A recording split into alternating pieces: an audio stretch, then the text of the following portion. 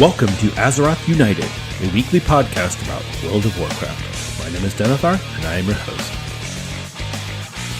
Welcome, everyone. Thank you so much for joining us. This is Tuesday, June 18th, and this is episode 40 of Azeroth United. It's been quite a ride so far, and we hope to keep it going. But today, we've got a great show lined up for you.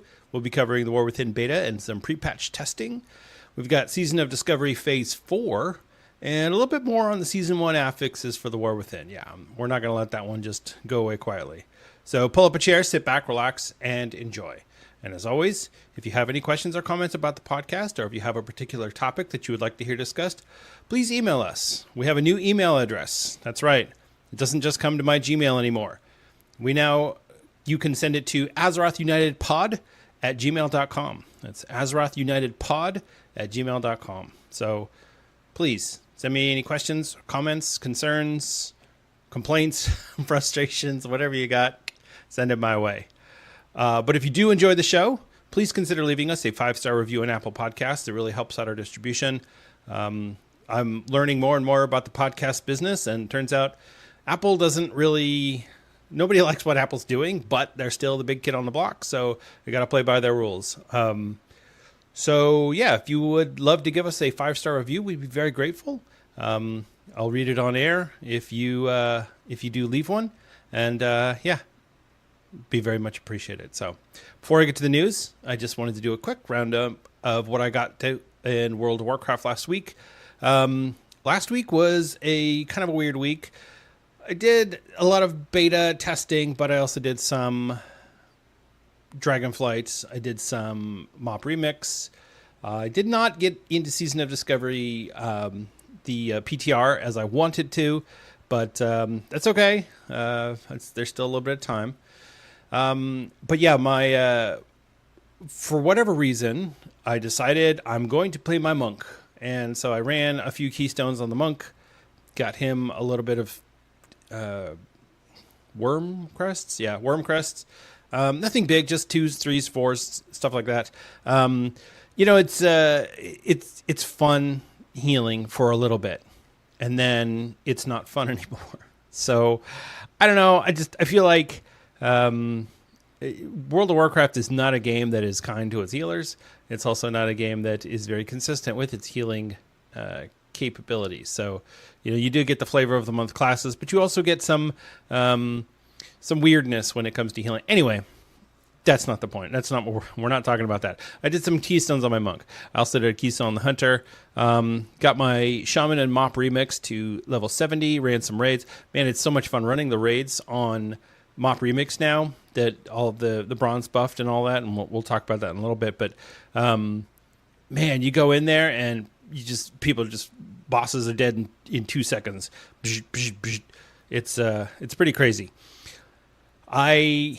I'm not sure how much I'm gonna do in Remix, because I was looking at all the transmogs and it's like, I don't really know that I want any of these. I'll probably get a couple of the mounts and the class armor sets that are just the recolors of what we got in the trading post, just because I don't know that we'll be able to get that stuff again later. But honestly, not really loving all of the Pandaria transmog. I'll go through it again on different characters and just make sure that, yes, I don't want anything, or yeah, I better grind this. But yeah, I think my shaman is like 3 or 4 something, 408, 418, whatever that item. I don't know. I think the next upgrade for me is 418. Anyway, the point is, it's still fun. I'm just questioning how much longer I want to do it, because I'm not trying to get the Tusks of Manaroth, so I don't need to run Mythic Garrosh. So I'm not really sure what I'm going to do other than have fun, because honestly, it's a lot of fun. But as we all know, WoW players are goal-driven and reward-driven. So if there's no reward other than the friends we made along the way, it's a lot more likely that we're not going to do whatever it is that is presented to us. So I don't know. We'll see. We'll see what ends up happening. I don't know. But for now, I'll probably jump in a couple days a week and do all the dailies and, run a heroic dungeon, heroic scenario, and I'll try to run a normal raid. I don't know. We'll see. You do get a lot of bronze though, and yeah, like I said, we'll talk about that a little bit. And yeah, I'm really just trying to get my characters ready for the War Within. Oh, I resurrected my Death Knight, Denethor, my original Death Knight, who, yeah, he's been kind of sitting on the bench since season 1. And so I brought him back and got him a little bit of gear, mostly just the veteran gear and a champion piece here and there. He really can't do anything. If I tried to get in a group and they'd be like, why is your item level 470? But yeah, I mean, it's, I've got a lot of alts, and so yeah, it's I got to decide who's gonna level up first in the War Within. It's probably gonna be Denethor, and it's probably gonna be I don't know, maybe my hunter. I don't know. We'll see. All right, that's enough of that. We got a lot to talk about, so let's get into it.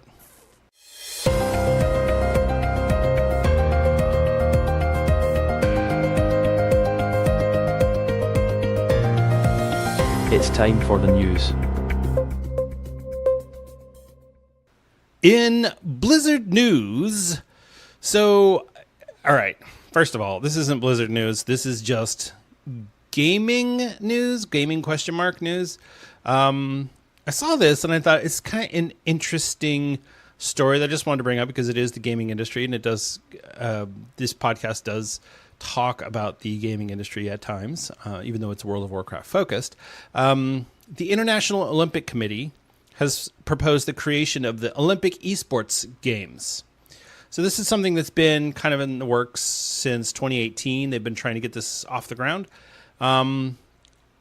They're going to try and have this as part of the Paris Olympics, I guess. I don't know. It might be a little late in the game to organize it. I'm just saying.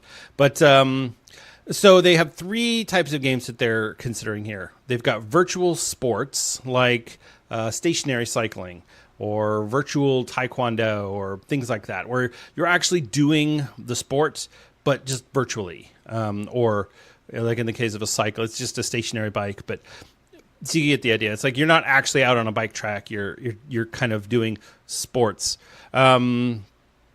And then they have sports-themed video games, like NBA 2K was one that they did last year on a trial run. Things like that, where it's sports-themed, but it's a video game. So, okay, that's fine.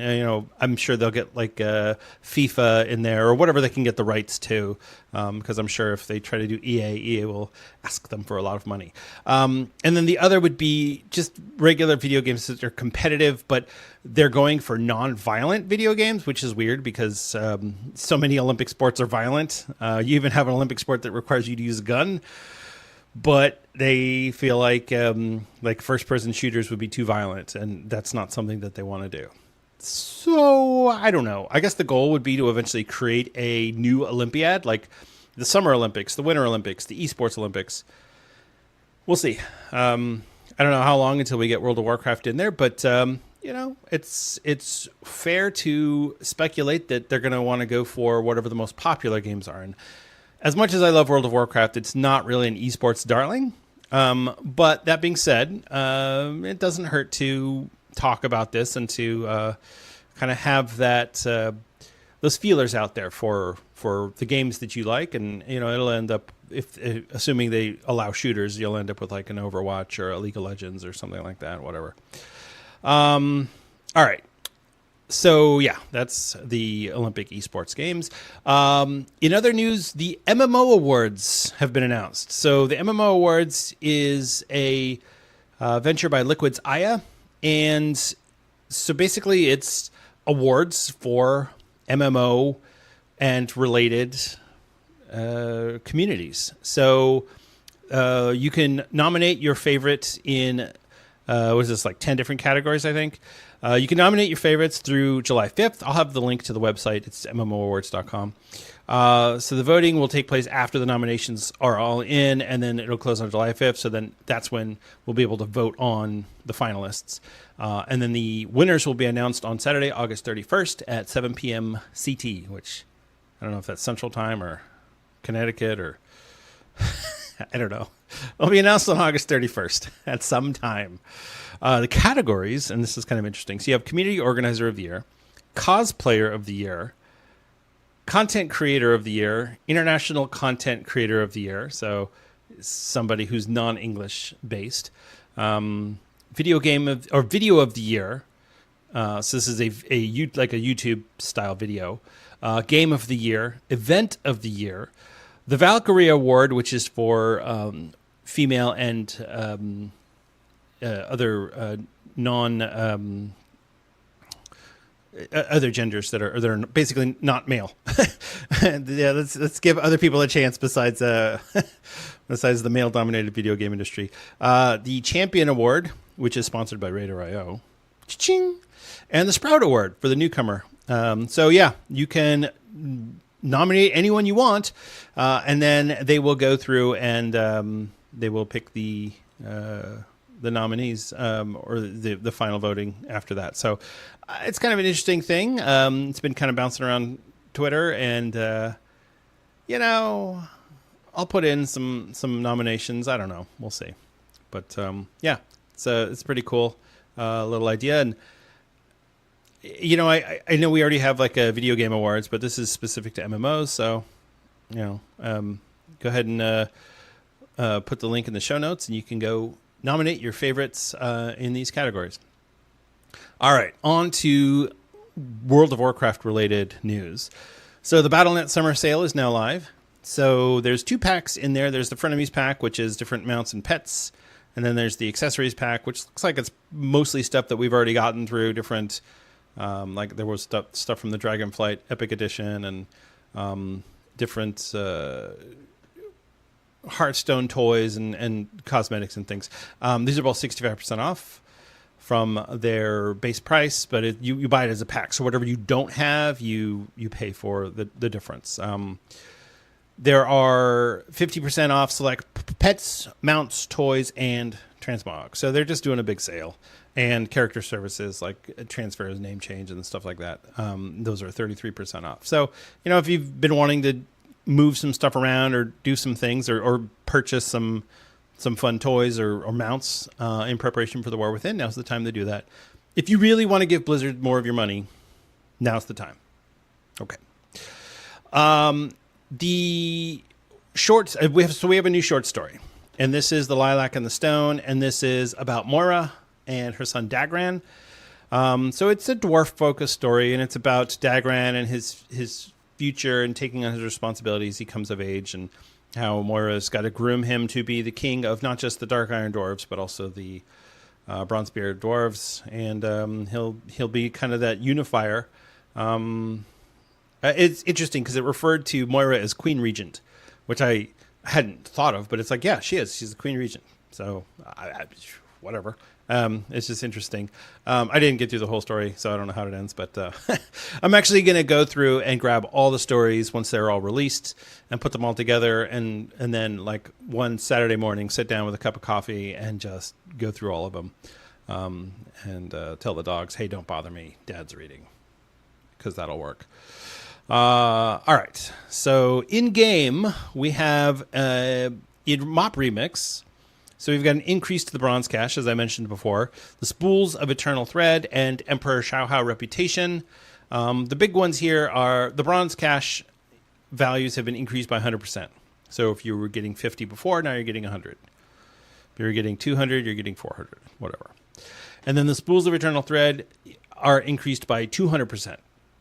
And so I think the legendaries are now giving 540 of a stat instead of 180, which is pretty significant difference. So, and it adds up fast. If you're doing raids, if you're doing things like that, yeah, it's going to add up fast, and your character will buff out quickly. So, yeah, definitely. If you have jumped into Mop Remix, but you were like, yeah, I don't know, I might come back when they increase the bronze rate. Yeah, now's the time. Now's the time because they've increased it. And we don't know, are they going to increase it again? Maybe, maybe not. Maybe, who knows? They might, but do you really want to wait and find out? And then turns out, oh, they didn't increase it. just jump in. There's not a whole lot going on in season 4 anyway, so now's your time to get in there and get some mop remix going. Because honestly, it's a lot of fun, and I just feel like as far as the new game modes they introduced, like Blunderstorm, I liked it, and it was good for jump in and do 3 games and then you're done. Mop remix, if I'm in the mood for it, I'll sit there and play it all day. And then it's like, oh, I haven't even touched Dragonflight. I haven't touched the beta. I haven't done anything. The kitchen's dirty, that sort of thing. So, definitely check it out. It's worthwhile now. And then the Emperor Shaohao reputation, which honestly, I don't even know what that is. And I was going to look it up and then I didn't. So, yeah. But if you know what that is, you are getting more reputation for it now. So good job. All right. In the War Within on the beta, they are testing delves. So we're already testing Mythic Plus and Raid, and those are all scheduled. But the delve testing is going on right now, and we are getting a little bit of information about how delves are going to be handled going forward into Season 1 and all of that. So the preseason, we're going to be limited to Tier 1, 2, and 3 delves, which you're not going to get anything fancy out of that. It's mostly just to try out the game mode and kind of go, oh, here's how delves work. Get a few things for Bran, that sort of thing. When Season 1 launches on September 10th, we're going to be able to go from Delves Tier 4 to 11. We'll be able to add those onto our list. Now, it's interesting. They pointed out that the Delve rewards only go up to Tier 8. So 9, 10, and 11 are just for your own personal satisfaction, I guess. I'm sure at some point we'll get Delve IO score. Whatever. Yeah. So I guess Delve 8 will be the you'll get champion gear from the end of the Delve, and you'll get hero gear in the vault. So, which is really cool. So you can get that stuff without having to go into Mythic Plus or into Raid if you don't want to do those things. And I tried out a couple of Delves on the beta, and it's fun. I like it. It's not as easy as I thought it was going to be. It was something I actually had to pay attention to. I was on my hunter on the beta, and I died because I wasn't prepared. Wasn't prepared for how difficult it would be. And I guess I really haven't been working on leveling up Bran at all, so there's that too. But regardless, the delves are cool, and I like it, and I hope that. I hope that it's something that Blizzard can fine-tune it to the point where we're like, okay, yeah, this is where we are right now with Delves is good. Because I do like it, but I wasn't overwhelmed with excitement by it. I would say I was whelmed by Delves. And that's fine. I don't have to love Delves. What I will say is that I definitely see the potential in Delves as a way to get gear by yourself or with a friend, or even if you go into the group finder, you can put a group together for the delve, and you can just say, hey, looking for two more DPS, we're just going to go 3 DPS this, or we need a 1 healer and 4 DPS, whatever you want to do. You don't need a tank. You just need to pay attention to the mechanics in there, and the mechanics are not I was expecting it to be a little more spoon feedy, if that makes sense. Like, hey, champion, here's how you do this. And then, no, it just throws you in. You have to figure it out, which I think is kind of cool, because that's how dungeons are. You go in there and there's a mechanic and you're like, oh, I died. What happened? Oh, now I know how to do this for the next time. So yeah, there's that. Delves. So another thing that I wanted to bring out about Delves is that they mentioned there's going to be a death counter. So basically the way it'll work is if you have a certain number of deaths and you can continue going and complete the Delve, but you won't get the reward cash at the end, like the gear that you're looking for. So you can get reward of some gold or whatever.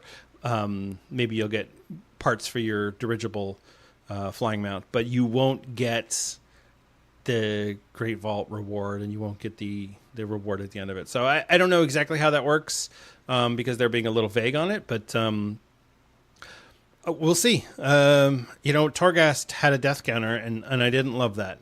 But it was part of the game mode, and We'll see. I could see the death counter being something that if it starts to cause a lot of problems, it goes away pretty fast. So, and so I mentioned the dirigible. So you will get a flying machine, basically, and it's a dirigible, and you can customize it. You could turn it into like a gnomish flying machine. You could turn it into a blimp, like the ones that they have in Hallowfall. There's all sorts of customizations you can get to it. You just go to the rostrum of transformation, where you would normally customize your dragon riding dragons, but instead you would customize your dirigible. So, it's a new thing to grind. So if you're not necessarily getting gear, but you're getting your dirigible, or your parts for your dirigible. So there's that too. So there's a lot to delves, and there's a lot of flexibility with it. So I think they'll be able to do a lot with it. And right now it's just very bare bones because they're in testing. And honestly, I don't think Blizzard knows what they're going to do with delves because they honestly don't know what they're going to do with a lot of stuff. I think they have some ideas, but long term, like after season 1, what are they going to do with delves? They probably don't know yet, honestly. They're going to wait to see how the players react to it and adjust accordingly. So we'll see. The final thing on delves that I will mention is that there is going to be a 13th. So there's 12 delves that we know of. There's going to be a 13th delve, which will feature just one boss, and he's supposed to be super hard. And it's some minion of the Harbinger monster, whatever. There's not going to be any testing on this delve. So when we get to it during season 1, once we figure out how to access this mystery delve, it'll be the first time anyone's seen it. So which means it'll be buggy as hell. So I'm guessing that when Blizzard says it's hard, what they mean is if you are a squishy DPS class, it's going to be hard. But if you're a tank, you're good. So if you're a mage, if you're a warlock, a shadow priest, boomkin, shaman, whatever, then yeah, you're going to struggle. If you're a tank, no problem. You're good. You got this. Yeah. So there's that. All right, moving on to Season of Discovery. All right, so we're going to talk about this a little bit more in detail during Something New segment, but I just want to kind of highlight some of the things that are coming in Season of Discovery Phase 4, because this is just the kind of high-level overview, and then we'll get into the weeds and talk about some of the specific runes and how that's all going to work. All right, Phase 4 is level 50 to 60. Yeah, we're finally getting to level 60, which we knew that, but it's nice to see it in writing from Blizzard. They're going to update the Discoverer's Delight buff, which gives you extra bonus XP. So from level 1 to 50, it's going to be a 150% increase in XP gains, which is nice. From 50 to 60, it will be a 50% increase to XP gains, which is bonkers. 50 to 60 with a 50% XP gain. Okay, that's cool, I guess. Not sure why they're doing that, but I know why they're doing it. They want to get people to endgame. And I think they realized that the slow leveling process where you're pausing at level 25 and then level 40 and then level 50, I think it was too slow. I think they could have done level 30 and then pause, do some level 30 raids, and then, all right, now let's go to 60. You could even chop it up and go, all right, level 30, then level 45, then level 60, or whatever. But we're in phase 4 and we're just now getting to level 60. I think it's just took too long. A lot of people want that level 60 talent build that they know is going to work a certain way. They're really excited to play with the known existing talent builds, the solved talent builds, and their runes. So there's a lot going into level 60, which is one of the reasons why they're doing a PTR, because they need to see how players are going to break this game. So speaking of runes, there's a new rune for each class. They will get a cloak slot rune. So there's 3 runes for each class, and I'll go over all the runes later. And then there's going to be utility runes, which are things like weapon skill, spell hit, stuff like that will be on the ring slot. And those are class agnostic, so anybody can get them and apply them. It's basically ring and chance in vanilla is essentially what that is, so which is pretty cool. Okay. So there's going to be some adjustments to classes. Some runes will become baseline abilities. They're just going to bake it into the system. And then those will get replaced with new runes that are going to get added for whatever section that was. So if it was a level 25 rune, or I'm sorry, a level 40 rune, then yeah, there's going to be a new one from that same. And I don't know if it's going to be a new quest or if it's going to be the same quest but with a different reward. We'll have to see.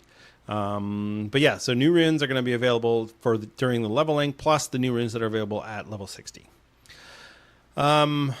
Okay, and then there's profession and reputation updates. So there's going to be new profession recipes for Argent Dawn, Thorium Brotherhood, Hydraxian Waterlords, and Timbermaw Hold. So they're just really trying to flesh out the vanilla world. That was one of the things in Vanilla WoW, is that there was a lot that was just left unsatisfied, unused. A lot of untapped potential, really, in Vanilla WoW that I feel like they could have done so much more with it, and they didn't, and now they're doing it. So hopefully it's good. That's one thing that I've learned in this whole process, is that Blizzard knows what they're doing unless they don't. So as we saw with Season of Discovery Phase 3, not everything is going to be a hit. Or honestly, Phase 2. So yeah, we'll see how that goes. So anyway, new profession recipes for those 4 factions. There's going to be... Well, no. Let me rephrase that. The Nightmare Incursions are going to turn into daily quest hubs. So, but there's not going to be new incursions. So it's just going to stay the same. And I guess they're just going to scale up to 60. I'm not really clear on how that's going to work. And then Stranglethorn Veil and the Blood Moon rewards are going to update for level 60 as well. So I guess they've decided that Stranglethorn Veil is that's the PvP world event they want to go with for the remainder of Season of Discovery, which is cool. Okay, so then dungeon updates. There's going to be updated loot from Blackrock Depths, Blackrock Spire, Dire Maul, Scholomance, and Stratholme. Basically just all the level 60 dungeons. They're going to update the loot, clean it up, make it more modern, but still in the same feeling of vanilla. So look forward to discovering all that. The PvP class sets will go up to rank 10, which is interesting that they're not just opening that up all the way once you get to level 60, but I guess that's what they're doing. Okay, let's talk about raids. So Molten Core is going to be a 20-player raid. There's going to be the 10 bosses like normal. They've revamped the loot.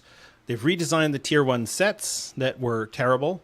Players will be able to... Okay, this is great. Players will be able to turn up the heat with a new variable difficulty mechanic. Don't forget your fire resist gear. You're gonna need it. Oh, Blizzard. Okay. So, hard mode for Molten Core. Yay. We'll be adding one more surprise to this classic raid dungeon for intrepid adventurers to discover. Okay. That's cool. One thing that I did see, data mined, and if you don't want spoilers, don't listen for the next 10 seconds. They buffed the Sulfurous Hand of Ragnaros legendary to add feral attack power onto it, which is pretty cool. So it's a druid weapon now. All right. Onyxia will be adjusted for 40 players, and there's going to be some loot adjustments there. So really nothing fancy with Onyxia. Basically, it's just the same boss with some adjusted loot. But the world bosses, Lord Kazak and Azurgos, are going to be turned into instanced bosses. So there will be an instance portal in the Blasted Lands for Kazak, and an instance portal in Ashara for Azurgos. And those will be 40-player encounters. No, sorry. They're going to be 20-player encounters, but you can take up to 40 people.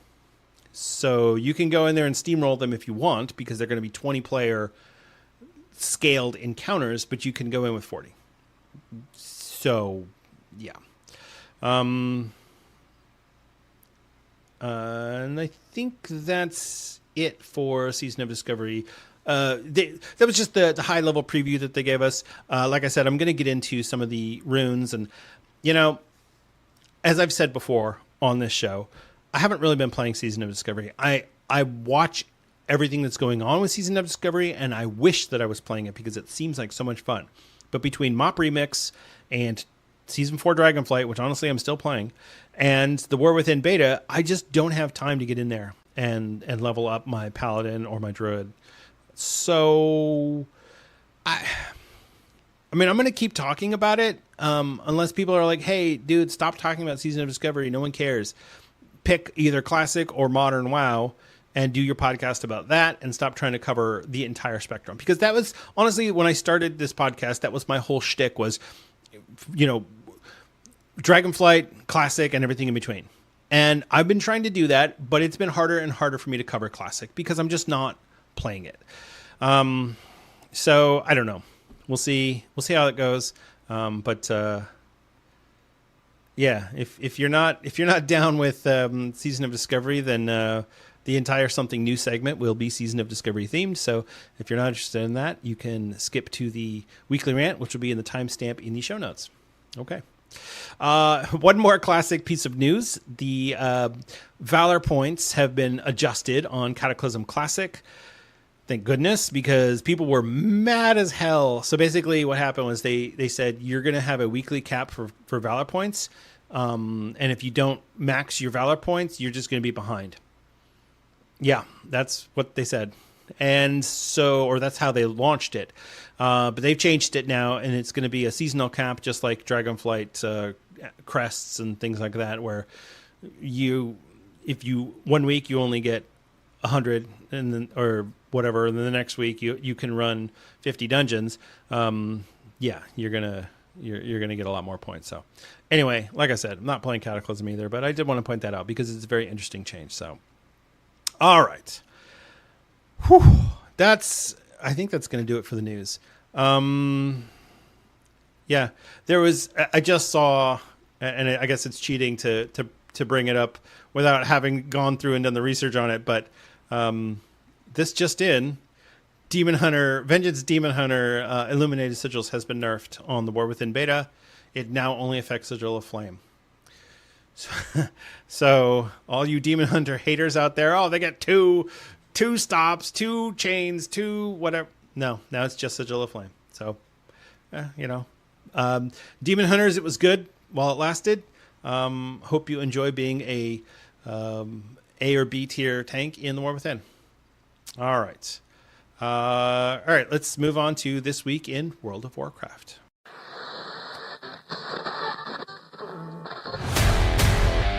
Let's talk about World of Warcraft.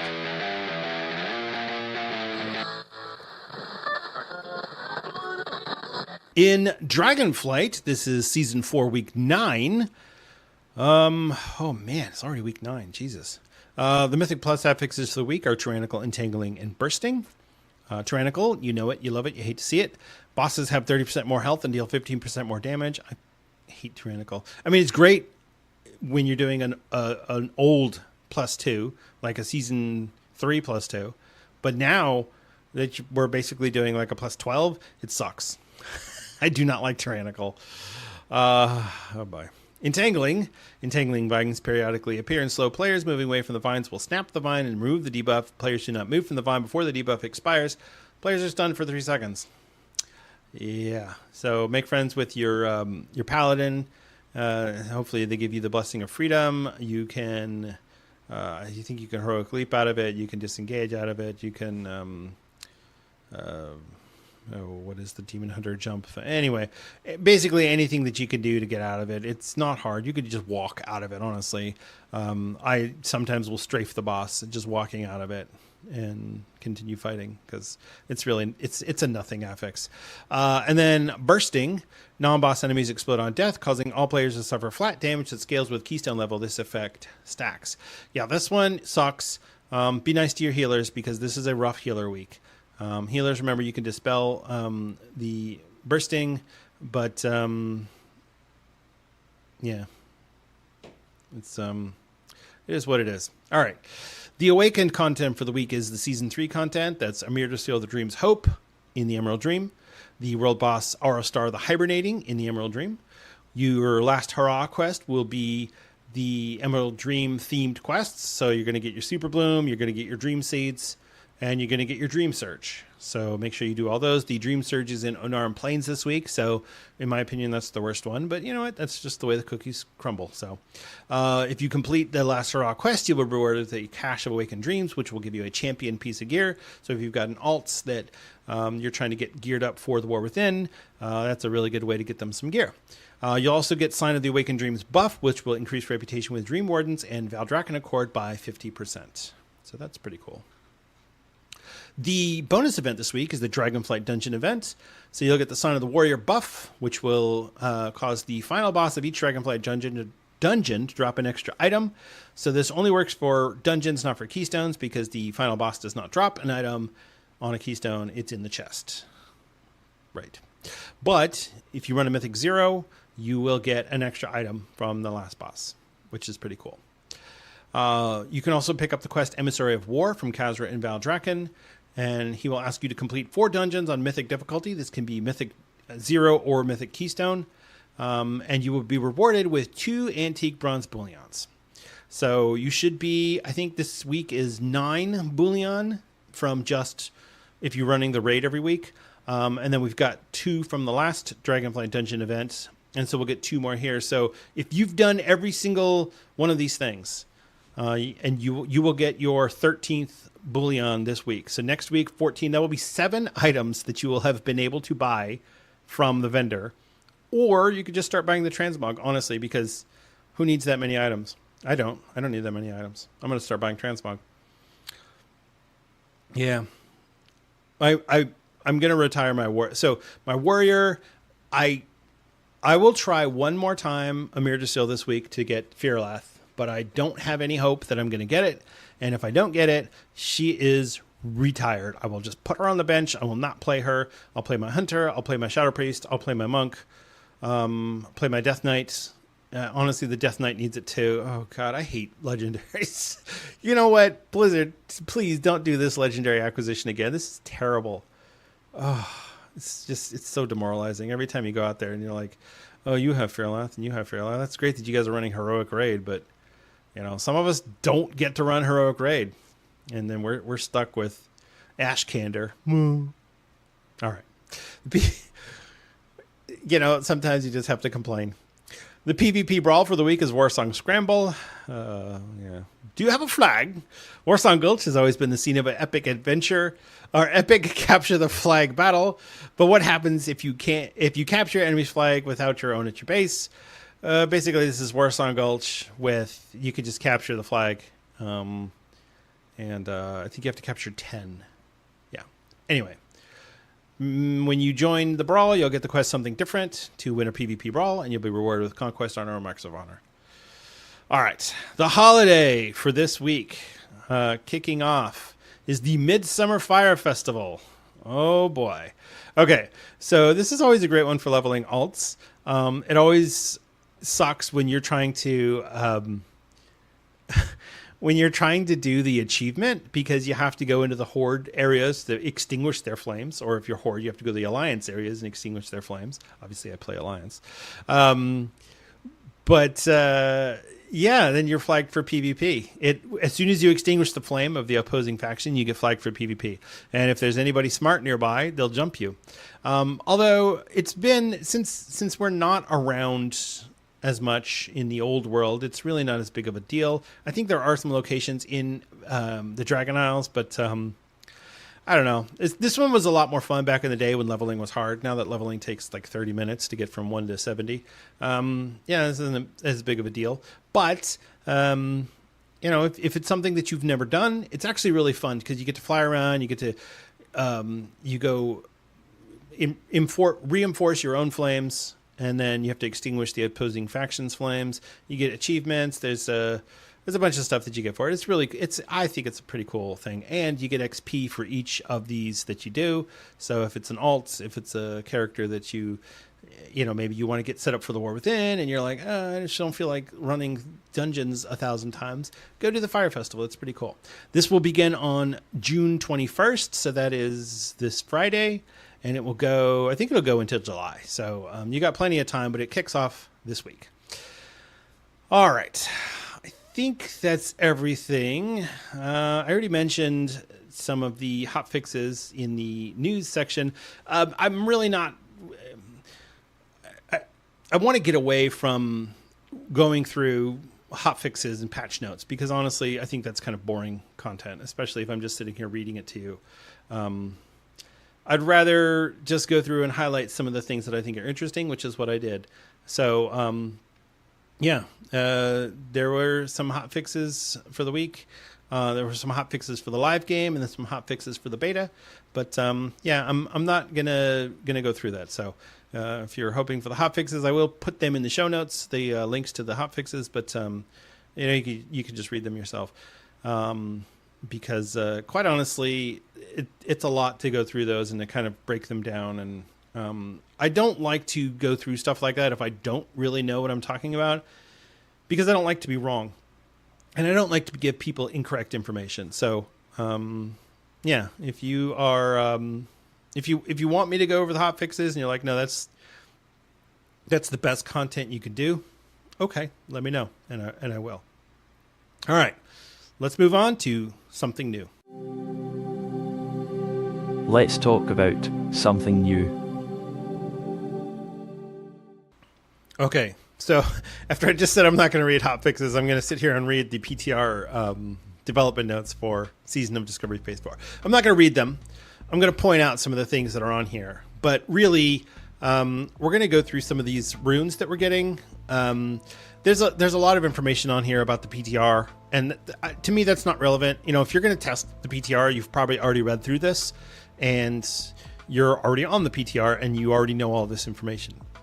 This is more geared towards people who don't know and who are like, well, I want to know if Season of Discovery Phase 4 is worth getting into. First of all, I would say yes. If you've ever wanted to get into Season of Discovery and you're like, well, I'm just not sure, now's the time to do it. You're getting 150% XP boost through level 50 and then 50% through level 60. Level 60, honestly, Classic WoW. People say Classic WoW or Vanilla WoW is all about the leveling experience, and it is, but the end game is a lot of fun. Going and running those dungeons, trying to farm that one piece of gear. I really like level 60 end game for vanilla WoW, especially the early end game. Once you hit AQ, you lose me because then it's too much. I don't like all the AQ content. But anyway, I'm getting off topic. So there's some things that they've adjusted for classes, and there's some runes that they've added for classes. So we'll go through the 9 classes and we'll talk about some of the changes that they've made. Some of the classes have gotten a lot of changes, some of them just a few, but we'll go through it. All right, we'll start with druids. I feel like I need to follow that up with there's travel in your future when you get to level 30 and you get your travel form. Anyway, new runes for the cloak slot. Improved swipe. Adds the swipe cat ability and causes swipe in bear form to cause 100% increased damage and hit 3 additional targets. I think that's pretty cool. That's always one of my biggest complaints about feral druid tanks in vanilla and really vanilla. I mean, in Burning Crusade it got a little bit better, but that AoE. It's hard to hit a lot of targets. You're doing a lot of tab targeting as a feral druid. So, and then you get swipe in cat form, which is great. Cat form definitely could use some AoE there. So that's pretty cool. Tree of Life. Transform into a Tree of Life while active. Reduces the mana cost of all heal over time abilities by 20%. Very nice. Increases healing received by all party members by 10%. Also very nice. Increases the Druid's spirit by 25%. Very nice. And increases the Druid's armor by 200%. But the Druid may not cast any harmful abilities, so no Moonfire spam while you're in the Tree of Life form. And then finally, Starfall. The Druid calls down a rain of up to 20 falling stars over 10 seconds, hitting enemies within 30 yards of the Druid for arcane damage. 90-second cooldown, canceled by loss of control effects, mounting, and shapeshifting. So, so it's a channel, I guess. Yeah, it's a 10-second channel. Wow. Is that right? Okay. That doesn't make sense. Anyway, yeah. Oh, I guess you're channeling it, but you can move, so that's pretty cool. All right. So Starfall for balanced druids. Other adjustments for druids. Wild growth healing reduced by 50%. It says by about 50%. And mana cost reduced by about 20%. Now, come on, Blizz, tell us the numbers. The Tree of Life rune increases wild growth healing by 60%, while the Druid is in tree form. So, okay, that's... I mean, I hate seeing healing reduction. As somebody who has mained a healer for so long and for so many expansions, I always hate seeing healing reduction. Yeah, we're reducing the mana cost, and it's going to get buffed when you're in Tree of Life form. But if you don't have Tree of Life form, the wild growth, to me, is kind of worthless now. So, I don't know. I guess we'll see. You know, this way there's a PTR because we're trying to make sure. And then they can always adjust it later. And they have said they are going to continue to be very agile with some of their adjustments. So, we'll see. All right. Rake and Rip damage contributions from attack power increased by roughly 50%. That's very good. Really helps out the Feral Druids. Gore's chance to trigger from Mangle, Cat, and Shred increased by to 15%, was 5%. Okay, so again, really helping out the Feral Druids. And this one's really good. The Crusader weapon enchant will now proc for Feral Druids while in Bear, Dire Bear, and Cap forms. Ha! You can get Crusader enchant Druids. Woo! Better go farm those orbs. Oh my gosh! All right, that's Druids.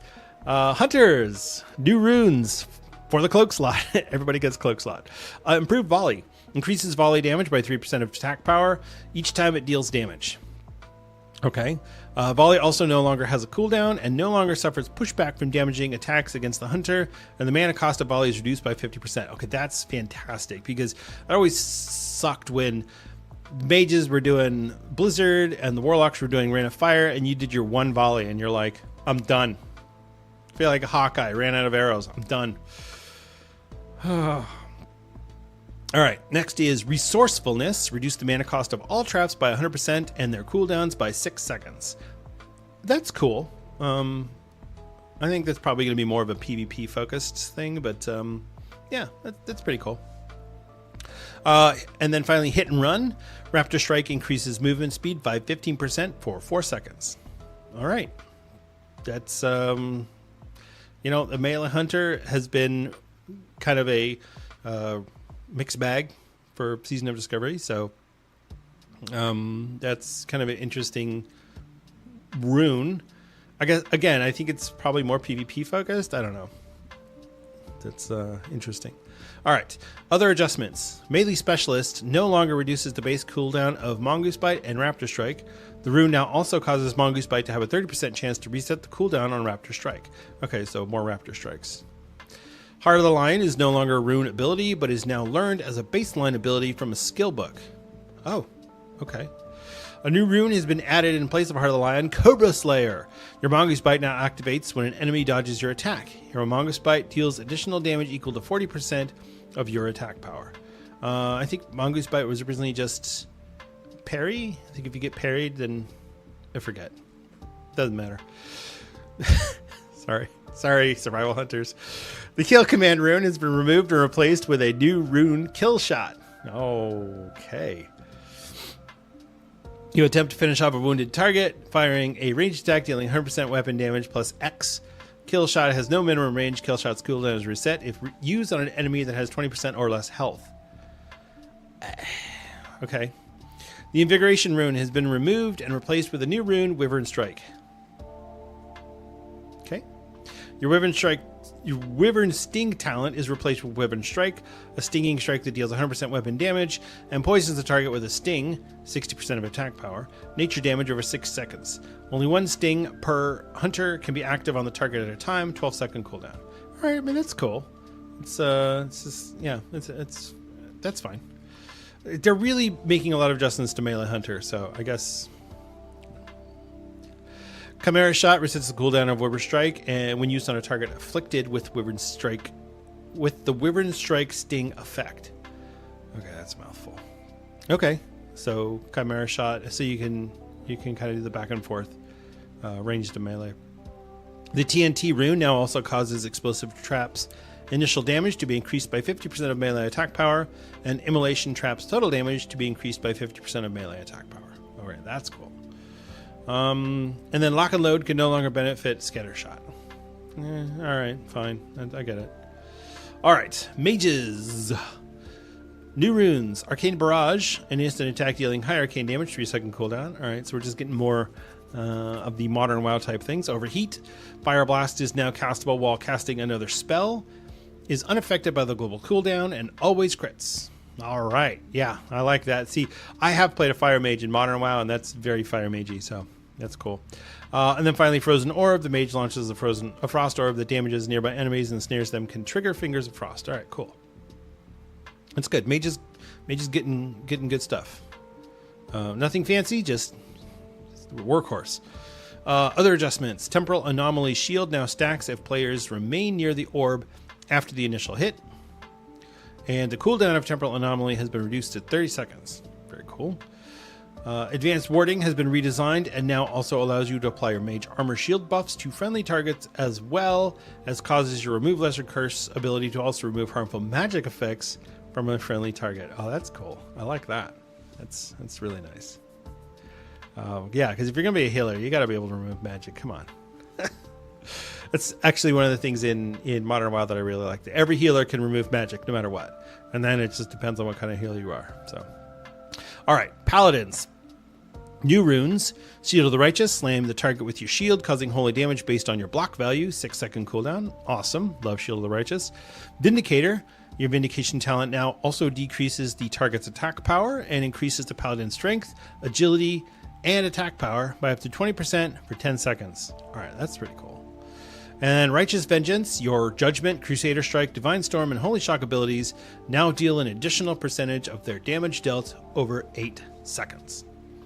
All right, so other adjustments. Seal of Martyrdom is no longer a rune ability, but learned as a baseline from a skill book. Okay, that's pretty cool. The mana return granted by Seal of... I forget what... There was something else I really wished that I could take instead of Seal of Martyrdom, but I couldn't. I had to have Seal of Martyrdom. Anyway, mana return granted by Seal of Martyrdom is now based on 65% of the damage the Paladin takes from the seal, down from 133%. Okay. I guess it was giving too much mana. A new rune has been added in place of Seal of Martyrdom. Divine Light. A powerful, expensive heal that causes 50% of any excess healing from Divine Light to be converted into an Absorb Shield for 15 seconds. The Absorb Shield does not accumulate from multiple casts. Divine Light benefits from most talents and abilities that affect Holy Light. Okay. Exorcist is no longer a rune ability, but is now learned as a baseline ability from a skill book. Okay, that's also very good. A new rune has been added in place of Exorcist, Aura Mastery. Oh, jeez. Doubles the magnitude of Paladin's current aura for 6 seconds. Aura Mastery is not affected by the global cooldown. Yeah, see, we're just...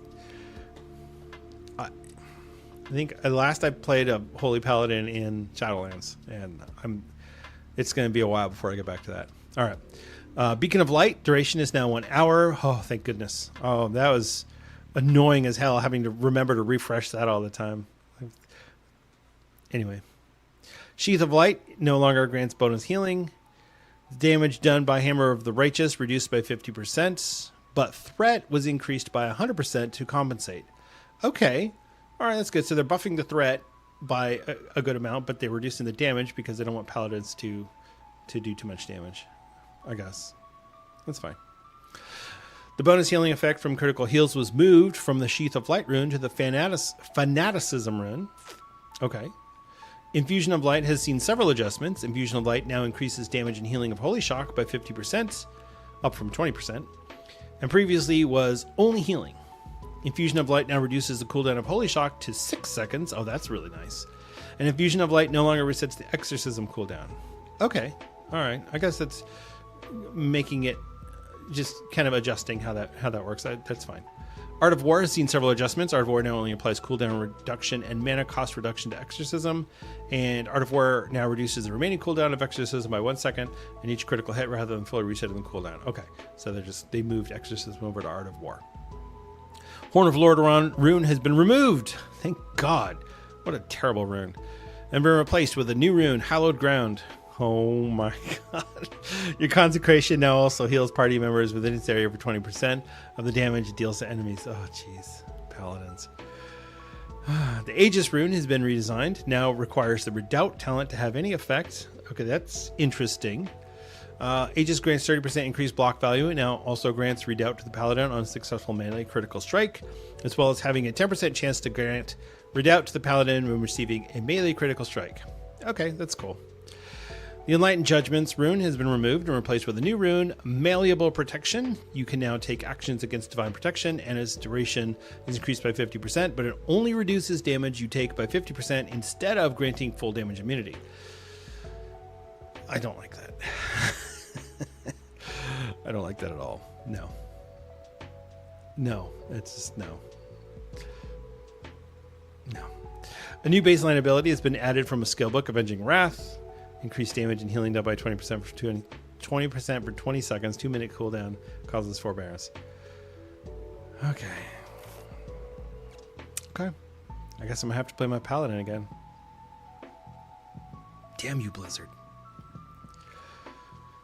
Priest. New runes.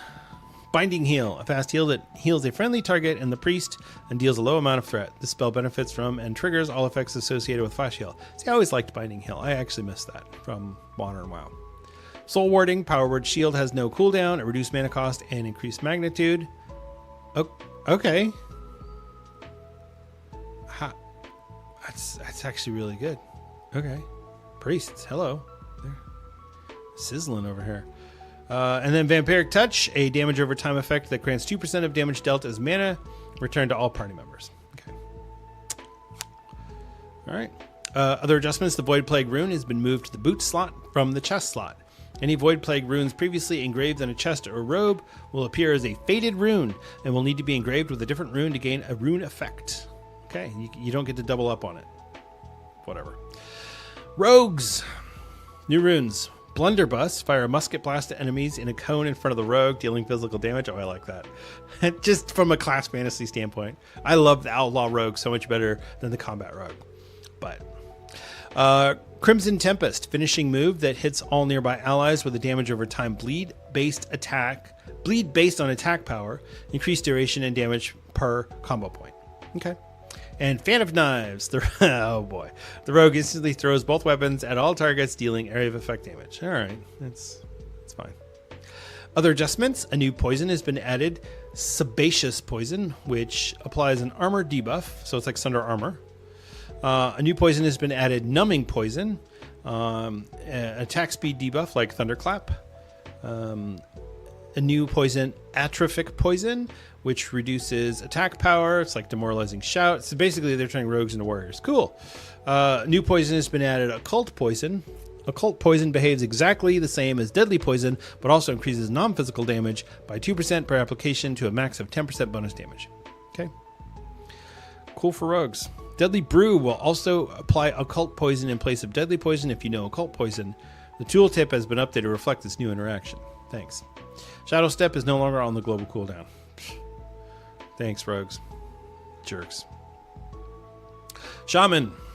New runes. Storm, Earth, and Fire. Chain Lightning cooldown is reduced by 100%. Earthbind Totem immediately immobilizes all enemies when cast, and Flame Shock deals 60% increased periodic damage. I think that's good. Yeah, I think that's good. Yeah. Feral Spirit. Summon a pair of temporary Spirit Wolf Guardians for 45 seconds, 3-minute cooldown. I know that's good because I remember using Feral Spirit on my Shaman back in Cataclysm. Coherence. Chain Heal effectiveness only reduced by 35% per jump.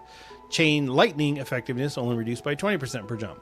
And each spell now jumps to one additional target. Okay, good. This will be good for rating. Other adjustments. The intellect to attack power conversion from mental dexterity has been reduced to 65% from 100%. Good, because they needed it. They needed that nerf. The AP to spell damage conversion from mental dexterity has been reduced to 20% from 30%. Mental dexterity no longer grants any plus healing. Maelstrom weapon reduced, or instant cast procs may no longer be used to cast Chain Heal and Healing Wave with reduced or instant cast time. Oh, so they're taking Chain Heal and Healing Wave off of. Why? Okay, anyway. I don't play Horde, so I don't have to worry about all the shaman stuff. So it's fine. Shamanistic Rage is no longer a rune ability, but is now learned as a baseline ability from a skill book. Shamanistic Rage now grants 10% of mana to the party, down from 20. Okay. But now grants 2 spell damage per level, down from 4. All right, that's good. A new rune has been added in place of Shamanistic Rage, Greater Ghost Wolf. Ghost Wolf is now usable indoors and reduces all damage taken by 10% while active. Okay, you know what? Whatever. Some shaman nerfs. They needed to be nerfed. and Ghost Wolf. So that's fine. All right, Warlocks. New runes. Decimation, Shadow Bolt, Shadow Cleave, Incinerate, and Soul Fire. Damage on targets below 35% health causes your next Soul Fire to not cost a Soul Shard and cast 1.5 seconds faster, 10-second duration. All right, that's cool.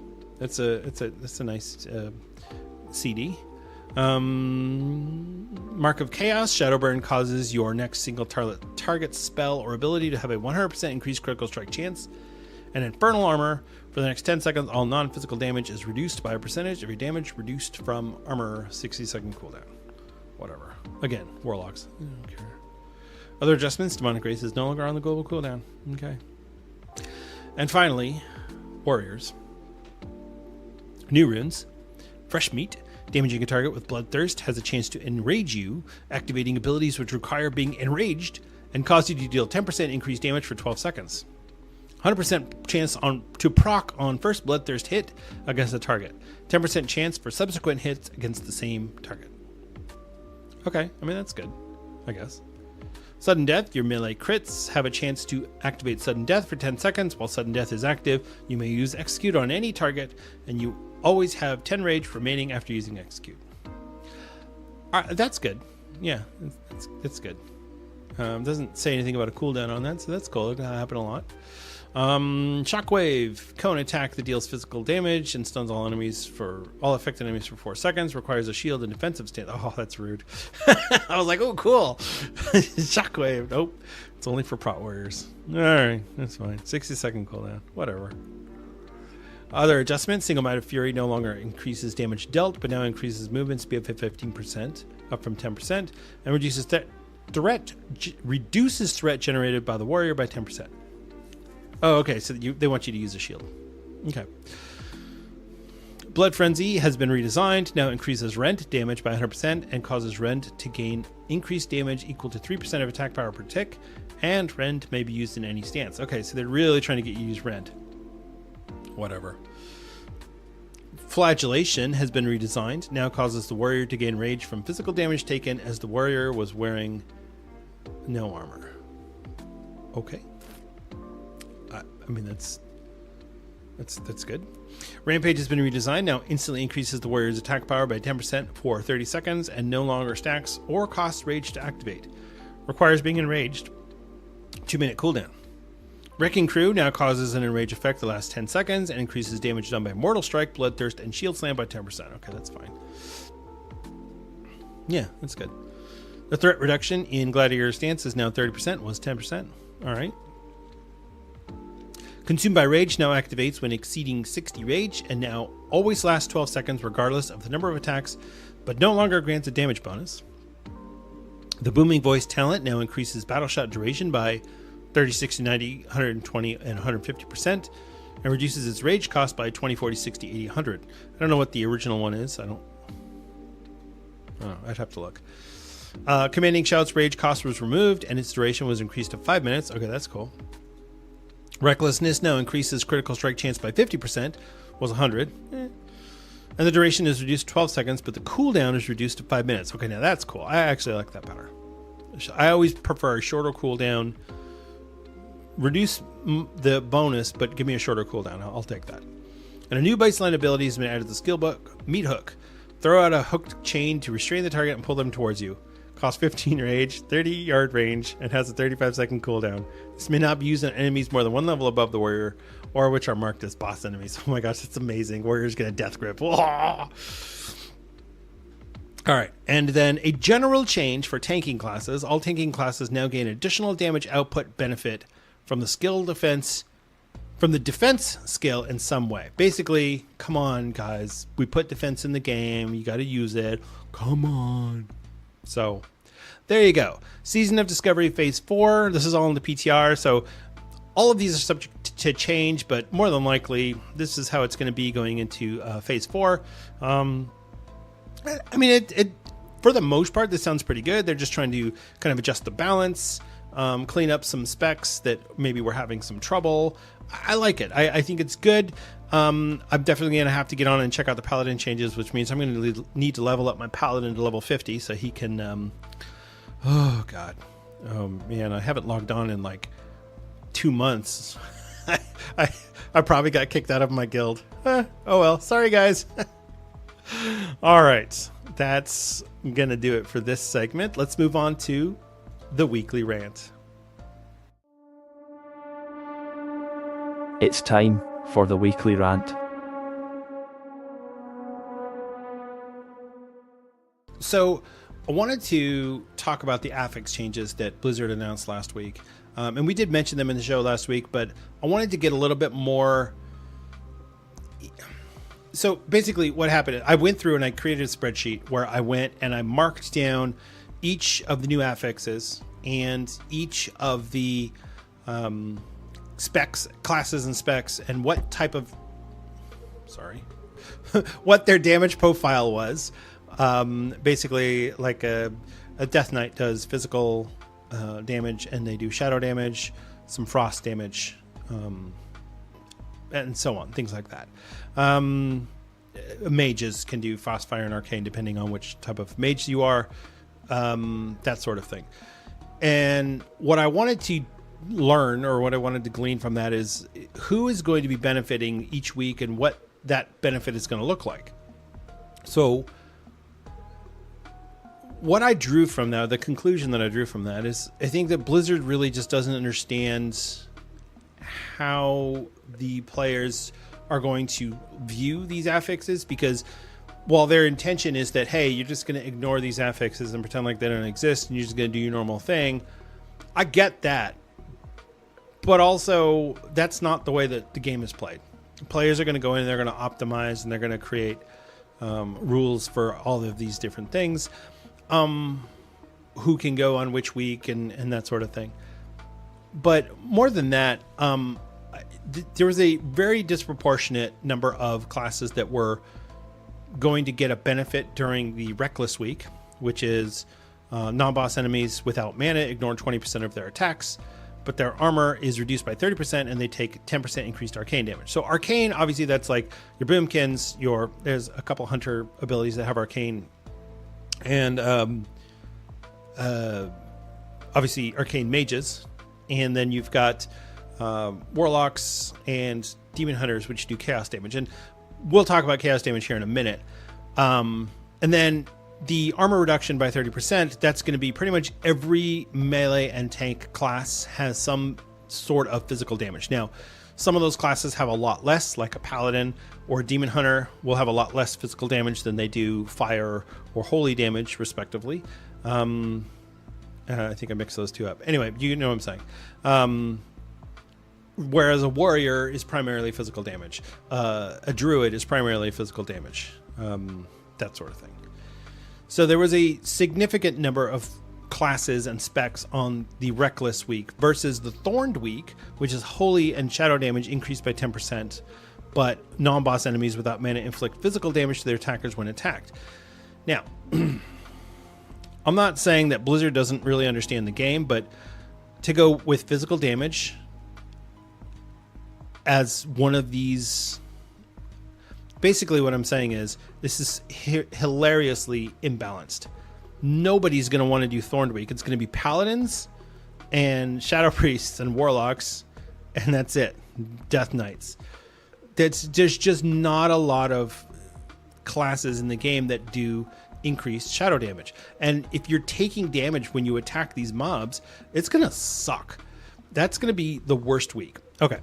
So if we go to Attuned, nature damage, yeah, okay, so that's a little bit better of a spread. You've got your monks, you've got your druids, you've got your hunters, bleed effects, again, druids, hunters, warriors, more than the Thorned week, but less than the Reckless week of classes that are going to benefit from this. And finally, Focused, and I think Focused was one that a lot of classes do fire damage.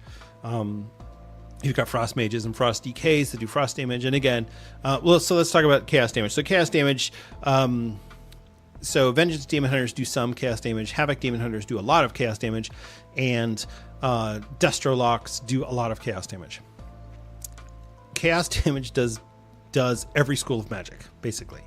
It's like Arcane, Fire, Frost, and Shadow. I don't think it does Nature or Holy. But basically, those two classes are going to be good every single week because they're going to get a benefit every single week. And Demon Hunters are going to get double benefit because they get the arcane damage and the physical damage increase from Reckless. Although, like I said, they're not doing as much physical damage. The most benefit that Demon Hunters are going to get is going to be on the focused week because of the fire damage. But even still, Vengeance Demon Hunters anyway. But regardless, the point is, this is really imbalanced, and I don't think it's possible for players to just ignore this and go, well, whoever's doing a little bit better one week or the next doesn't really matter because we're all having fun. No, players are going to optimize the shit out of this, and they're going to be all nerdy about it. Plus 4 Mists of Tyrna Scythe, mages and druids only, or something, something like that, or I don't even know. I can't even think. My point is, these affixes were not well thought out. I don't think. I think that they sound like they could be a lot of fun. I just think they need to be tweaked a little bit. I think maybe we move some things around, we clean them up. I like the idea of a Kiss Curse affix, and I like the idea of having an affix that buffs some classes on some weeks. That's fine. I get that. A lot of people have suggested maybe just saying buff a certain spec on a given week. You know what? Just call it. Just be like, all right, Death Knight, blood DKs do more damage this week. That's basically where we are. I'm not an encounter designer, and I'm not a developer. I'm not sitting here and going through all this. I can just look here and point out what I see are the flaws, and I feel like that's my job, to come in here and say I don't think that this works, because if nobody says anything, then Blizzard is just going to assume that everybody likes it, and I think a lot of people don't really like this. So I'd really hope that they take a little harder look at this, especially after all the testing that happened this past week in Mythic Plus. And honestly, I don't like having these affixes at +4. I think having the affixes start at +5 is good. I think what they should have done, and this is just my opinion, and I don't know anything, have the affix go at +5, and then have the second affix go at +8. So keep the myth track from the vault at +8, but also you get your third affix at +8. So if you want myth gear, you've got to do 3 affixes. That makes sense to me. I think that's how it should be. But again, this is so early in the process. If we don't sound the alarm in some capacity, Blizzard's just going to assume everything's okay, and I don't think that that's what anybody really wants out of this. So I wanted to get that off my chest. I wanted to be able to say I said something when it came out and pointed out that I don't think this is a good idea. And I'm probably going to take this clip and put it separate out there and put it on YouTube as just a separate clip, because honestly, I think that it's important that there's some awareness of this. So, we're not going to talk about any of the healing disaster that's on the beta right now. It's so bad for healers. I healed some keys on a Resto Druid that level 80, and it was rough. It was brutal. So anyway, I think that's gonna I think that's gonna wrap it up for us this week.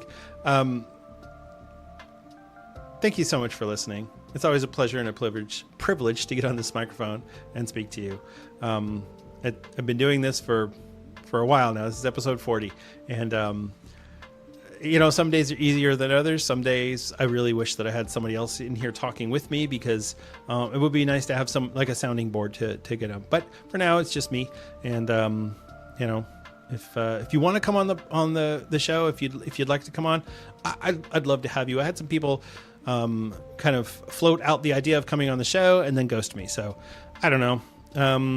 It would be great. It was really nice having Ashlyn a couple of weeks ago, but so far nobody that I have put out any feelers to has gotten back to me. So like I said, I'd love to have some more guests on the show, but for now it's just going to be just me, just Denethor. So if you want to get a hold of me directly, you can reach out to me on Twitter. I am at Denethor, or via email. I am denethor1@gmail.com. Also going to put my YouTube and Twitch channels in the show notes, but if you want to message me, you can message me.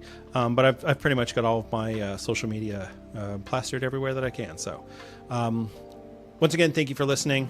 Remember to be good to each other out there. That's a real person on the other side of that keyboard. So remember to be nice, smile, have fun. All right, take care. I love you all, and I'll see you in Azeroth.